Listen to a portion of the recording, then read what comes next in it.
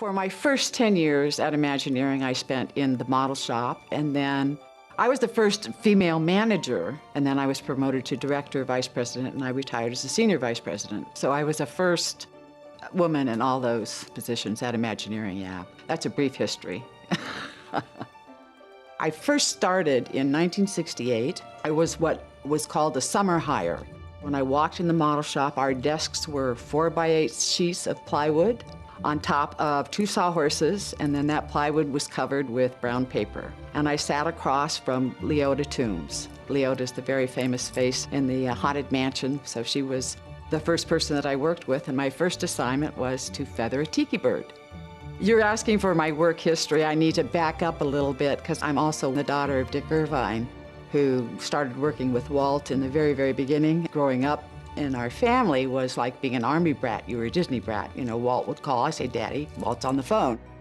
Walt picked him to do Disneyland, to oversee the hiring of the talent, to ensure that the design from concept was that design integrity of that story was going to be maintained through the whole developmental process. Walt relied on him heavily to do that. This is Marvin Davis, John Hench, and my dad, and this is the X marks the spot for the center of the Magic Kingdom at Walt Disney World.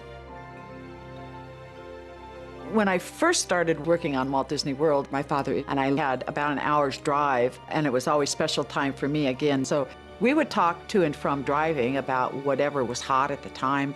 I remember he was having terrible difficulties with the cost of the castle. So he came into the model shop and he was studying the castle with whoever was designing it at the time, and they were studying it. And Daddy went over to the mall and just tore off a turret off the castle, and he said, that ought to take care of it.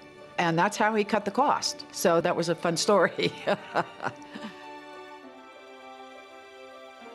This is the send-off when we were building our scenery in the North Hollywood facility. This was the first group of scenery that we shipped from that facility to its location in Walt Disney World. This is was the transportation pavilion. And Ward Kimball is over here. He was the art director for it. And this is a bottle of champagne, although it really wasn't, it was sparkling water, that I threw, and it did not break open. So Ward had to help me send off the first truckload of scenery. So we always had fun. Being the 5th sibling of 10 children, it was always fun to kind of set a path as to whether we'd be part of Disney or not. My vision is to keep it fresh. Know who your audience is, really understand your audience, because it's so diverse in Walt Disney World.